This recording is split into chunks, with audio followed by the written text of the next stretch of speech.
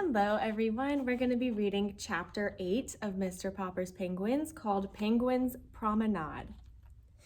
Mr. Popper soon found that it was not so easy to take a penguin for a stroll. Captain Cook did not care at first for the idea of being put on a leash. However, Mr. Popper was firm. He tied one end of the clothesline to the penguin's fat throat and the other to his own wrist. "Ork!" said Captain Cook indignantly. Still, he was a very reasonable sort of bird, and when he saw that protesting did him no good, he recovered his customary dignity and decided to let Mr. Popper lead him. Mr. Popper put on his best Sunday derby and opened the front door with Captain Cook waddling graciously beside him.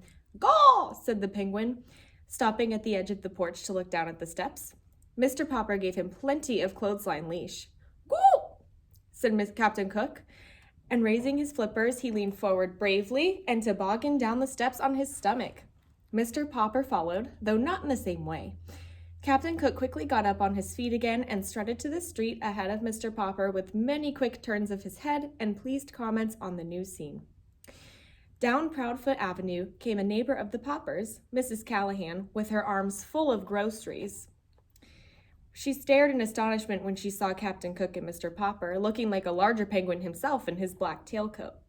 "Heavens have mercy on us!" she exclaimed as the bird began to investigate the striped stockings under her house dress. "It isn't an owl, and it isn't a goose." "It isn't," said Mr. Popper, tipping his Sunday derby. "It's an Antarctic penguin, Mrs. Callahan." "Get away from me," said Mrs. Callahan to Captain Cook. "An anteater, is it?" "Not an anteater," explained Mr. Popper. "Antarctic. It was sent to me from the South Pole." "Take your South Pole goose away from me at once," said Mrs. Callahan. Mr. Popper pulled obediently at the clothesline, while Captain Cook took a parting peck at Mrs. Callahan's striped stockings. "Heavens preserve us," said Mrs. Callahan. "I must stop in and see Mrs. Popper at once. I would never have believed it. I will be going now." "So will I," said Mr. Popper as Captain Cook dragged him off down the street. Their next stop was at the drugstore at the corner of Proudfoot Avenue and Main Street. Here, Captain Cook insisted on looking over the window display, which consisted of several open packages of shiny white boric crystals. These he evidently mistook for polar snow, for he began to peck at the window vigorously. Suddenly, a car wheeled to the nearby curb with a shriek of its brakes, and two young men sprang out, one of them bearing a camera.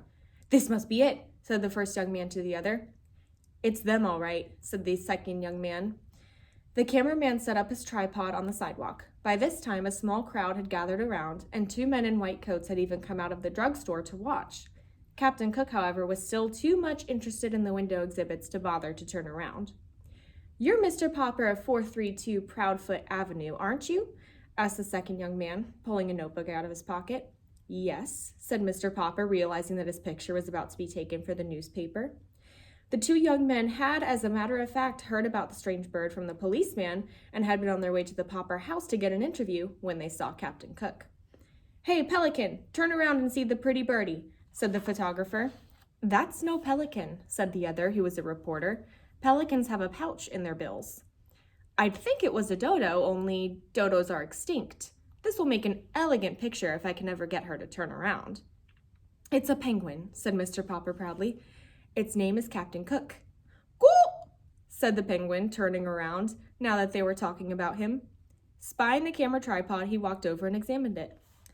"Probably thinks it's a three-legged stork," said the photographer. "This bird of yours," said the reporter, "is it a he or a she? The public will want to know." Mr. Popper hesitated. "Well, I call it Captain Cook." "That makes it a he," said the reporter, writing rapidly in his notebook. Still curious, Captain Cook started walking round and round the tripod till the clothesline, the penguin, Mr. Popper, and the tripod were all tangled up. At the advice of one of the bystanders, the tangle was finally straightened out by Mr. Popper's walking around the tripod 3 times in the opposite direction. At last, Captain Cook, still standing beside Mr. Popper, consented to pose. Mr. Popper straightened his tie, and the cameraman snapped the picture. Captain Cook shut his eyes, and this is the way his picture appeared later in all the newspapers. "One last question," said the reporter. "Where did you get your strange pet?" "From Admiral Drake, the South Pole explorer. He sent him to me for a present." "Yeah," said the reporter. "Anyway, it's a good story." The two young men jumped into their car. Mr. Popper and Captain Cook continued their walk, with quite a crowd following and asking questions. The crowd was getting so thick that in order to escape, Mr. Popper led Captain Cook into a barber shop. The man who kept the barber shop had, up to this time, been a very good friend of Mr. Popper's. And that's where we'll stop. Thanks for reading along with me, everybody.